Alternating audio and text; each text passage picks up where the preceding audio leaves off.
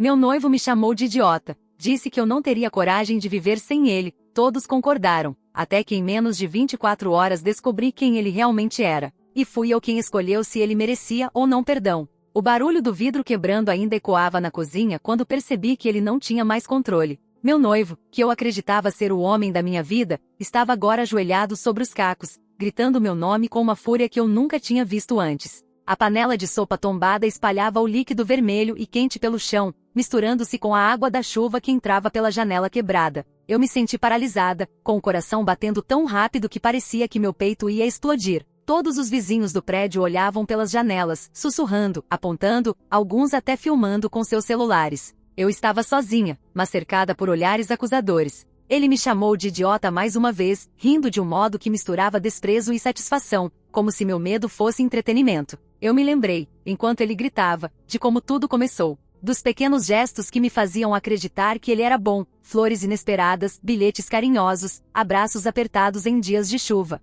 Lembrei de como minha mãe me elogiava por minha paciência e coragem, e de como meu irmão sempre zombava dos meus sonhos. Mas pelo menos ele nunca me fez duvidar da minha própria sanidade. Ele, ao contrário, tinha esse talento de transformar qualquer gesto meu em motivo de escárnio. Um elogio seu vinha acompanhado de uma crítica velada, um abraço parecia mais uma armadilha emocional. Eu me sentia amada e atacada ao mesmo tempo, como se estivesse vivendo em um espelho distorcido. No início, eram apenas pequenas provocações, risadas quando eu errava alguma palavra, olhares de desprezo quando eu falava de projetos que me empolgavam. Mas essas pequenas agressões se tornaram constantes, cada vez mais afiadas. Ele se orgulhava de me fazer sentir incapaz, dependente, frágil. Eu não via o limite porque acreditava que amor verdadeiro suportaria tudo, até que a violência física começou. Primeiro foram empurrões sutis, mãos que seguravam meu braço com força demais, portas que se fechavam com um estrondo assustador demais para ser acidental. E aquela noite da cozinha foi a culminação de meses de tensão, pequenas humilhações transformadas em um espetáculo de terror diante de toda a vizinhança. Quando a polícia chegou, ele tentou se explicar, mas suas palavras soavam vazias. Meu rosto ardia de tanto chorar, mas meus olhos estavam fixos nele. Aquela fúria que eu via em cada gesto dele me fez perceber que eu finalmente via o homem real por trás da máscara. Durante o julgamento, todos os vizinhos testemunharam o que viram, e a mídia local não tardou a espalhar os detalhes de nossa briga. Amigos e familiares se dividiram entre compaixão e descrença, mas a reputação dele estava arruinada. Ele foi preso, e eu senti um misto de alívio e vazio. Um alívio estranho, porque o perigo havia terminado, mas um vazio maior, porque eu percebi que havia amado alguém que nunca existiu de verdade. Nos dias seguintes, o silêncio era quase ensurdecedor. Meu apartamento parecia um mausoléu daquilo que já foi nossa vida. Até que, de repente, cartas começaram a chegar. Mensagens curtas, indiretas nas redes sociais, bilhetes deixados em lugares que ele sabia que eu encontraria. Algumas pediam desculpas, outras tentavam justificar atos que não tinham justificativa. Havia uma tentativa clara de reaproximação, e por um instante, senti aquele medo familiar misturado com uma curiosidade perigosa. Em uma das cartas mais recentes, ele dizia que faria qualquer coisa para reparar o dano. Havia um pedido de ajuda para uma amiga doente, uma oferta genuína de sacrifício que de certa forma me surpreendeu. Pela primeira vez, ele agia sem esperar controle ou manipulação em troca, e isso mexeu comigo. Mas a lembrança da panela quebrada, do vidro cortando minha mão, da humilhação pública ainda era viva demais para permitir perdão completo. Minha família começou a se reorganizar sem ele. Meus pais tentavam me apoiar, mas havia tensão em cada refeição, como se estivéssemos todos caminhando sobre cacos de vidro emocionais. Eu mantinha limites claros, observando cada gesto dele de longe, ponderando se algum dia seria possível confiar novamente. Cada mensagem recebida, cada gesto de bondade, era um teste silencioso. Eu escolhia quando e como interagir, percebendo que, finalmente, a decisão sobre ele não estava mais em suas mãos, mas nas minhas. Enquanto lia a última mensagem, senti o frio familiar do suspense. Será que ele estava tentando de verdade mudar, ou isso era apenas mais uma armadilha? Eu tinha poder sobre minha própria escolha, e a aproximação dele seria decisiva. Nos dias que se seguiram à prisão dele, a cidade parecia observar cada movimento meu. As pessoas cochichavam nos corredores do supermercado, no salão de beleza, até no portão do prédio. Alguns olhares carregavam pena, outros curiosidade mórbida. Eu me sentia vulnerável, exposta, mas também estranhamente livre. Pela primeira vez, não precisava atender às expectativas dele, nem aos gritos, nem aos sorrisos forçados. Contudo, a sensação de alívio vinha misturada a um silêncio inquietante que parecia grudar nas paredes do meu apartamento. Foi nesse silêncio que comecei a descobrir pequenas coisas sobre ele que ninguém havia contado. Um antigo vizinho me abordou no corredor, hesitante, entregando um envelope amarelado pelo tempo. Dentro, fotos, recortes de jornais antigos e cartas rasgadas. O que comecei a ler me gelou até os ossos. Ali estavam registros de violência, manipulação e mentiras que ele havia espalhado por anos, muito antes de eu conhecê-lo. Cada detalhe parecia confirmar aquilo que meu instinto já me dizia. Ele nunca foi o homem gentil que fingia ser, apenas uma máscara bem elaborada de charme e controle.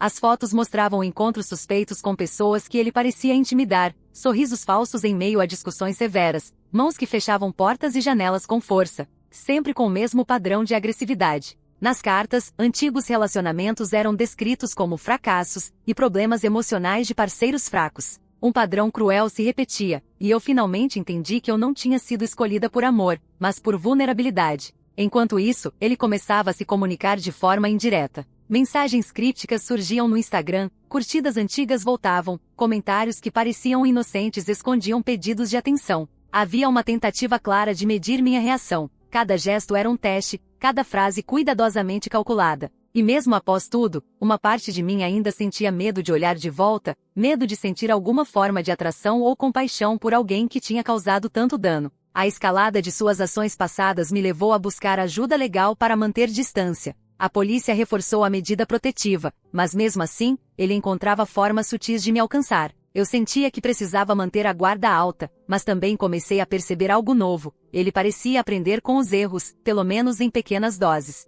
As cartas de desculpa se tornaram mais longas, mais detalhadas, sem expectativas implícitas. Pela primeira vez, havia um esforço verdadeiro, não apenas manipulação. Enquanto isso, a comunidade continuava a falar. Amigos em comum passavam notícias com olhares preocupados, e antigos conhecidos comentavam sobre o julgamento que havia chamado a atenção nacional. O nome dele, que antes evocava charme, agora era sinônimo de aviso: cuidado com quem você confia. Meu próprio círculo familiar começou a perceber que a minha força estava crescendo, que eu não era mais a vítima indefesa que ele imaginava. Pequenos gestos de apoio da minha mãe e irmãos se transformaram em conversas longas sobre limites, respeito e reconstrução emocional. Um dia, uma nova carta chegou, sem remetente, mas reconhecível pelo cuidado com a caligrafia. Ele dizia que havia percebido como minhas ações ajudavam outras pessoas, como eu enfrentava o medo diariamente, e que queria entender o que significava fazer algo bom sem esperar retorno. Foi um gesto estranho, quase desconcertante. Em vez de exigir perdão, ele questionava seu próprio passado.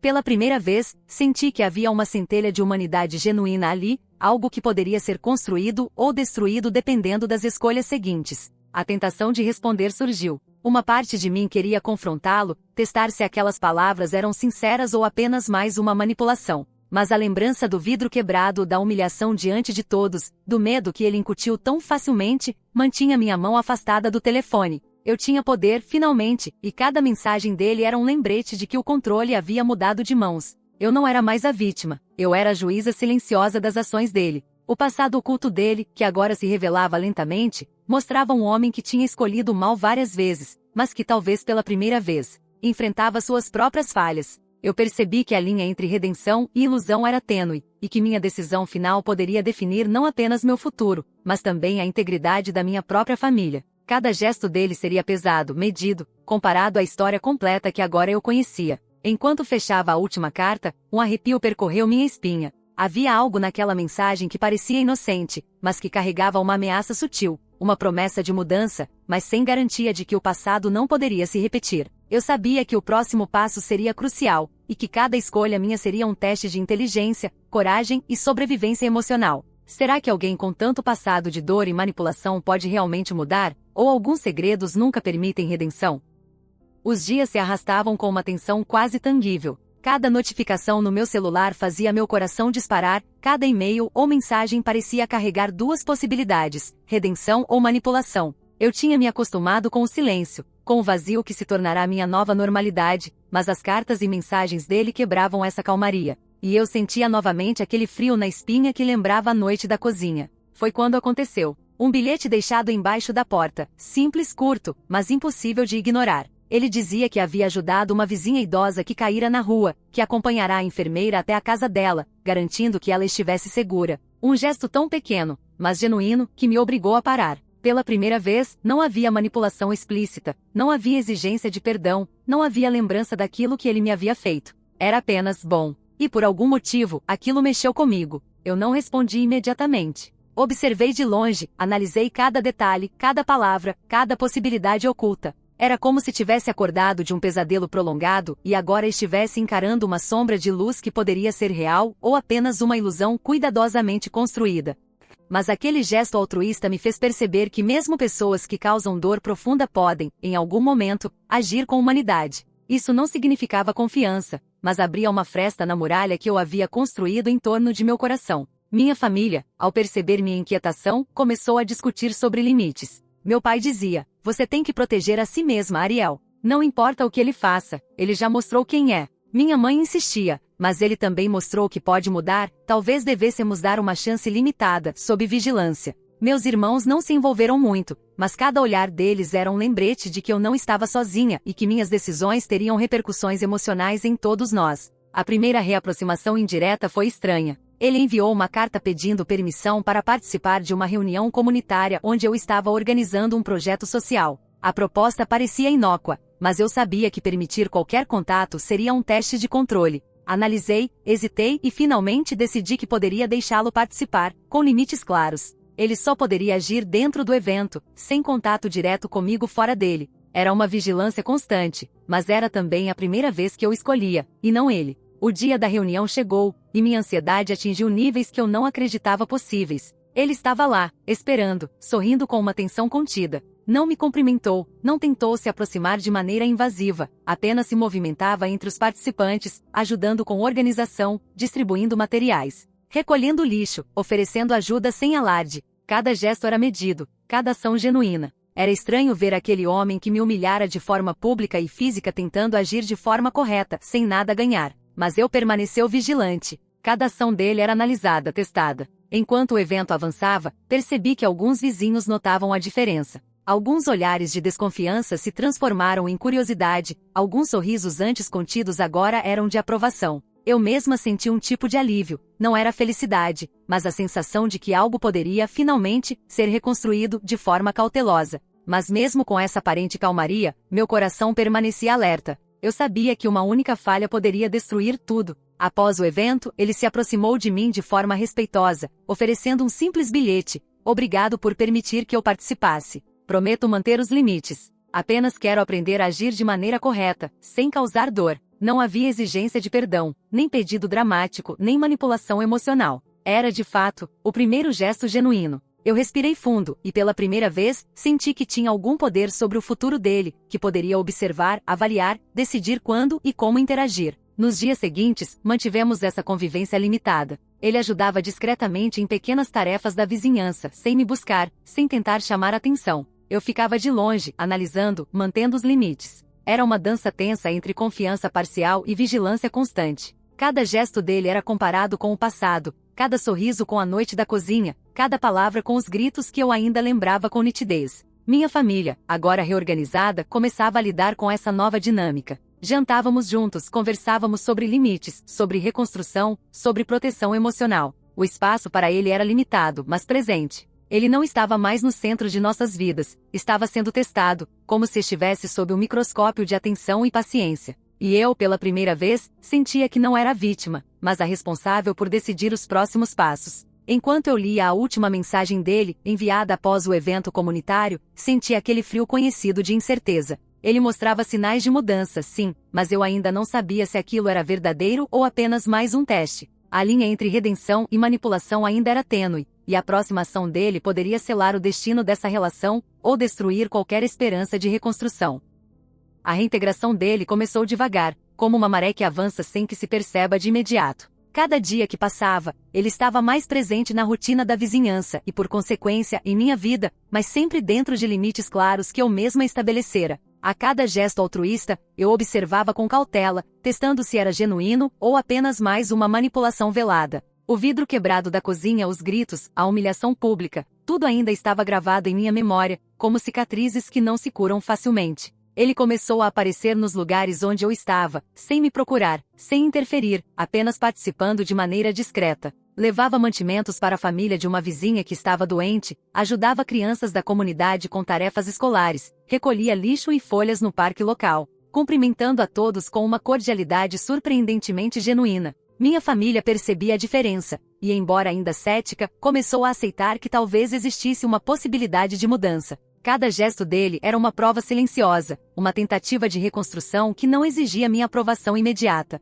No entanto, nem todos os vizinhos estavam convencidos. Alguns ainda comentavam em sussurros sobre a violência que ele havia causado, sobre o medo que enchilara. Eu sentia que cada movimento dele era vigiado, analisado, e isso me deixava dividida entre a esperança e o receio. Eu mesma estava aprendendo a observar sem julgar imediatamente, mas a linha entre confiança e vigilância era tênue demais. Cada sorriso, cada ação aparentemente altruísta era comparada com o passado que conhecia demais. Ele começou a enviar mensagens mais longas, narrando seu dia, sem pedir nada em troca, apenas descrevendo suas ações e pequenas reflexões sobre erros passados. Algumas cartas continham confissões sobre a violência que causará, sobre como percebera o quão errado havia sido, sobre como o ódio que nutria em certos momentos destruiu não apenas a mim, mas a si mesmo. Eu lia com atenção, absorvendo cada palavra, cada sentimento, mas mantendo uma distância prudente. O perdão não era automático, nem seria. Eu estava no controle, finalmente. Um dia, durante um evento comunitário em que eu coordenava a logística,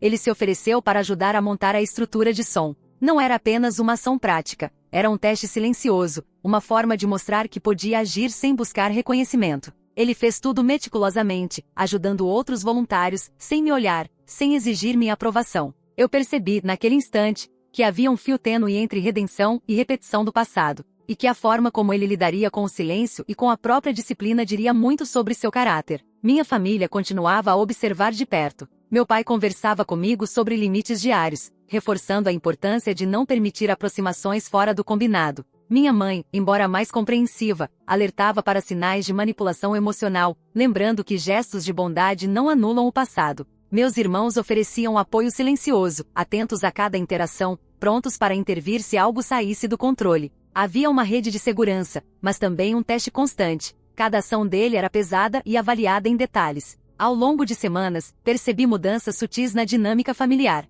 Ele já não era mais o centro de atenção, mas alguém que tentava se inserir de maneira honesta e limitada. A convivência passou a ter regras claras, contatos apenas em eventos públicos, comunicação restrita a mensagens supervisionadas, gestos de ajuda sempre acompanhados de observação de terceiros. Ele aceitava esses limites sem reclamar, e isso era, de fato, um avanço. O homem que antes controlava tudo agora se submetia a regras, como se estivesse aprendendo a viver sem o poder absoluto que sempre buscará. Mesmo com todos esses sinais de mudança, havia momentos em que o passado retornava de forma inesperada. Uma carta esquecida no correio, um comentário mal interpretado, um olhar que parecia carregado de antiga arrogância. Cada um desses momentos me lembrava que vigilância constante era necessária, que a reconstrução não era linear, e que o poder agora estava em minhas mãos. Eu não precisava mais provar nada a ele, nem ceder ao medo. Ele estava sendo avaliado, e eu decidia os próximos passos. No fim de cada dia, enquanto observava sua atuação discreta, sentia uma mistura de tensão e curiosidade.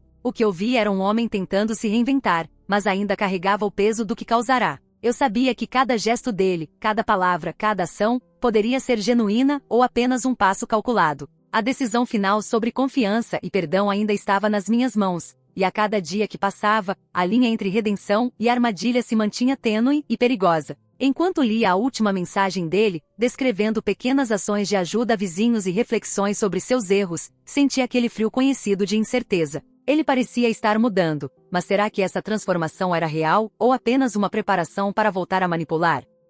Com o passar das semanas, a presença dele se tornou constante, mas sempre controlada. Ele já não se aproximava sem permissão, não invadia conversas, não tentava me convencer do seu valor. Ainda assim, cada gesto era observado com atenção. A linha entre confiança e vigilância continuava tênue. Eu percebia o esforço genuíno em cada ação. Carregava compras para vizinhos idosos, ajudava crianças com tarefas, recolhia lixo, distribuía água durante eventos comunitários. Era uma mudança clara, mas o medo do passado permanecia vivo, pulsando em cada lembrança. Minha família começou a se acostumar com essa presença limitada, mas não sem cautela. Meu pai reforçava diariamente a necessidade de limites e vigilância. Minha mãe se alternava entre esperança e receio. Meus irmãos observavam, atentos a qualquer sinal de alerta. Nós estávamos aprendendo a conviver com alguém que havia causado dor extrema, e cada interação se tornava uma prova silenciosa de disciplina, paciência e controle emocional. A vizinhança também começou a notar a mudança. Alguns olhares ainda carregavam desconfiança, mas outros começaram a reconhecer os gestos de bondade, e até a me cumprimentar com um sorriso de aprovação. No entanto, boatos sobre seu passado voltavam de tempos em tempos. E eu sentia a tensão crescer sempre que alguém comentava sobre a violência que ele havia causado ou as humilhações públicas que presenciara. Cada murmúrio lembrava que a reputação dele não seria facilmente restaurada. Ele continuava a enviar cartas e mensagens. Algumas eram simples relatos do dia, outras pequenas reflexões sobre o que aprenderá. Ele descrevia momentos em que ajudara pessoas da comunidade, confessava erros passados e falava sobre a importância de respeitar limites. Nunca pediu perdão explicitamente, nem tentou me manipular emocionalmente. Pela primeira vez, suas palavras não carregavam expectativas. E eu comecei a perceber que ele estava tentando aprender a agir de forma correta sem precisar do controle que antes exercia sobre mim. Mesmo assim, houve um episódio que testou todos os limites. Durante uma reunião de voluntários, uma discussão acalorada entre dois participantes começou a se transformar em agressão física. Ele interveio rapidamente, separando os envolvidos com firmeza, mas sem perder a compostura.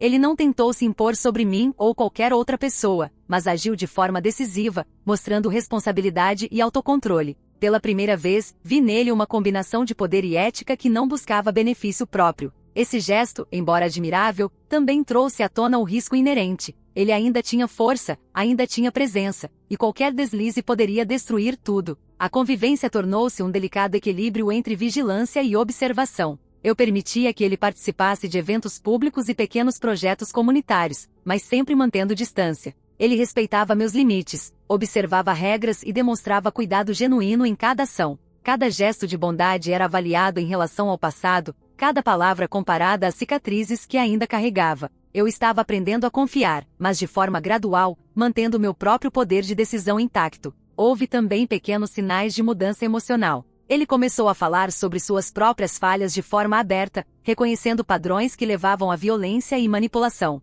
Comentava sobre o medo que sentia ao perceber que poderia repetir comportamentos antigos, sobre a dificuldade de lidar com a própria impulsividade. Cada relato era uma peça de um quebra-cabeça que eu observava com cautela. Estava surgindo um homem consciente do próprio mal, mas que ainda precisava provar sua transformação na prática. A família começou a interagir de forma diferente com ele. As refeições se tornaram mais tranquilas, embora ainda carregassem tensão. Meu pai mantinha atenção, mas já não precisava intervir constantemente. Minha mãe, ainda cautelosa, começou a reconhecer pequenos sinais de arrependimento. Meus irmãos estavam atentos, mas permitiam que ele contribuísse para pequenas tarefas. A dinâmica havia mudado. Ele não era mais o centro do poder, mas um participante sob supervisão, testando limites e aprendendo responsabilidade. Mesmo com essa reintegração gradual, o passado retornava em pequenas formas. Comentários maliciosos de vizinhos, olhares desconfiados, notícias antigas que surgiam de repente. Cada um desses momentos servia como lembrete de que a redenção não é linear,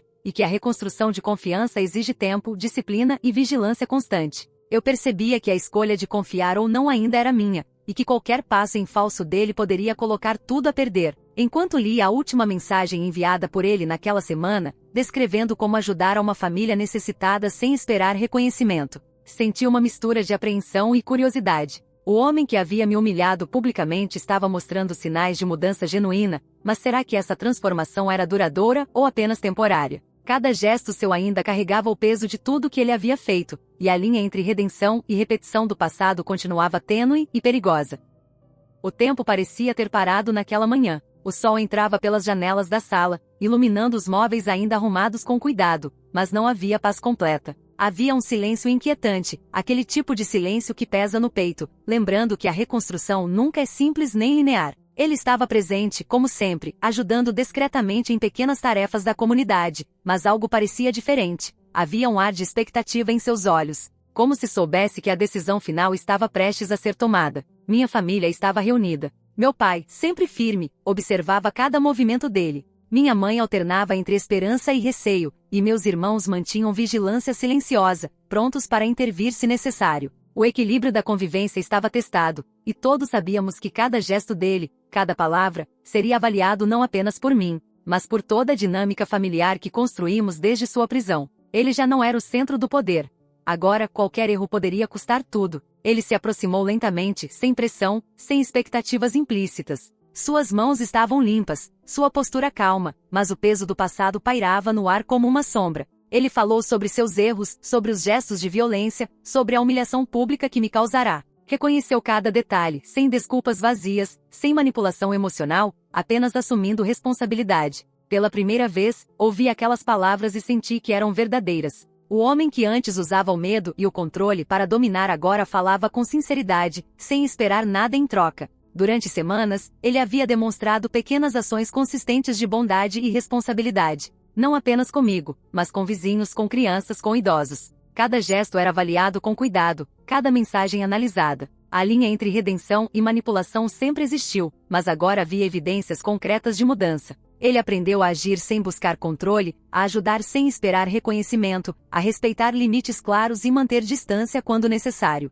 Minha decisão não era fácil. O medo ainda existia, as lembranças da noite da cozinha ainda queimavam na memória, mas também havia crescimento, aprendizado e poder sobre minha própria vida. Eu percebi que confiança não era um prêmio imediato, mas uma escolha consciente baseada em ações consistentes ao longo do tempo. Eu podia perdoar, mas não esquecer, podia observar, mas também decidir permitir passos cautelosos de reintegração. O primeiro gesto de perdão veio de forma simbólica. Permiti que ele participasse de um projeto maior que eu coordenava. Um evento comunitário onde sua ajuda poderia ser útil sem que eu precisasse estar próxima o tempo todo. Ele aceitou os limites com respeito, sem insistir, sem manipular, mostrando que estava disposto a reconstruir a confiança através de ações e não palavras. Minha família observava em silêncio, reconhecendo que esse era o teste final. Ele poderia agir corretamente sem minha supervisão direta, dentro de regras claras e sem pressionar emocionalmente. Durante o evento, ele ajudou crianças com tarefas, distribuiu materiais, organizou espaços, sempre discretamente.